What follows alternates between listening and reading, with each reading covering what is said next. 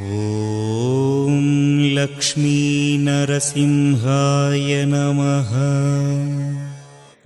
యాదగిరిగుట్ట శ్రీ లక్ష్మీ నరసింహస్వామి విమాన గోపురం స్వర్ణమయం చేసే పనులు తుది దశకు చేరుకున్నాయి. ఫిబ్రవరి 19 నుండి 23 వరకు స్వర్ణ విమానావిష్కరణ, మహాసంప్రోక్షణకు మహాకుంభాభిషేకం నిర్వహించనున్నారు. ఇప్పటికే పలుమార్లు దేవాదాయ శాఖ మంత్రి కొండా సురేఖతో పాటు మంత్రులు కోమటిరెడ్డి వెంకటరెడ్డి, ఉత్తమ్ కుమార్ రెడ్డి స్వర్ణతాపడ పనులపై సమీక్షలు నిర్వహించడంతో 90% పనులు పూర్తయ్యాయి. ఈ పనుల కోసం స్వామివారికి వచ్చిన బంగారము, విరాళంతో పాటు హుండీ ఆదాయం కూడా వెచ్చిస్తున్నారు.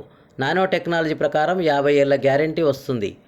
గర్భాలయంపై 49 అడుగుల ఎత్తు, 10,857 చదరపు అడుగుల మేర ఉన్న విమానానికి 68 కిలోల బంగారంతో తాపడం పనులు జరుగుతున్నాయి. రాష్ట్రంలో ఇప్పటివరకు ఏ ఆలయ గోపురానికి స్వర్ణ తాపడం లేదు. నానో టెక్నాలజీతో 24 క్యారెట్ల బంగారం తాపడంతో 50 ఏళ్ల పాటు చెక్కు చెదరకుండా ఉండేలా ఈ పనులు జరుగుతున్నాయి. గోపురంపై ఆలయ దేవుడి రూపానికి స్వర్ణ కవచమని మహాబలిపురానికి చెందిన స్థపతి రవీంద్రన్ తెలిపారు. యాదాద్రి దివ్య విమానానికి బంగారు తాపడం చేయించాలని 2021లో నిర్ణయించగా 165 కిలోల స్వర్ణం అవసరమవుతుందని ఆనాడు ఆలయ స్థపతులు సూచించారు. అనంతరం ముఖ్యమంత్రి రేవంత్ రెడ్డి సందర్శనలో ఆలయ ముఖ్యుల సూచన మేరకు 68 కిలోల బంగారం సరిపోతుందని ప్రభుత్వం నిర్ణయించింది.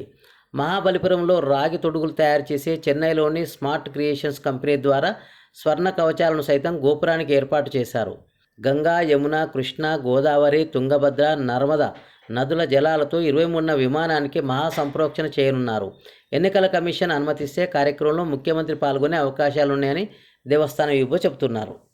ఈ నెల 19 నుంచి 23 వరకు ఈ మహాకుంభ సంప్రోక్షణ కార్యక్రమాన్ని వేద పండితులు ముహూర్తంగా నిర్ణయించారు.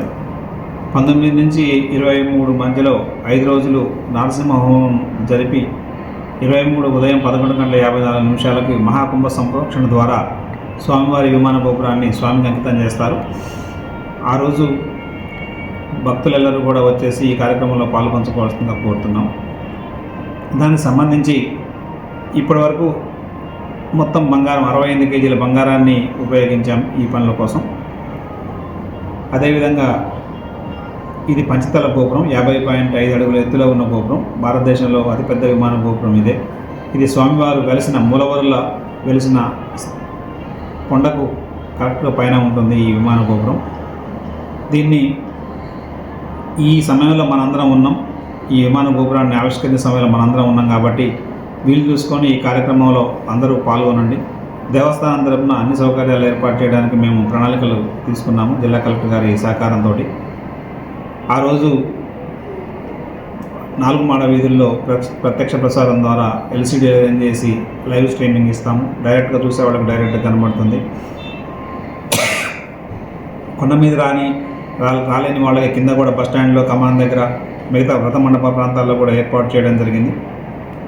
ఈ కార్యక్రమంలో దాదాపు 40 ఏళ్ల తర్వాత శ్రీ వనమామలై పీఠాధిపతి శ్రీ శ్రీ పరమహంస వనమామలై మధురకవి రామానుజీయ స్వామివారి ప్రత్యక్ష పర్యవేక్షణలో ఈ హోమము మరియు మహాకుంభ సంప్రోక్షణ జరుగుతుంది.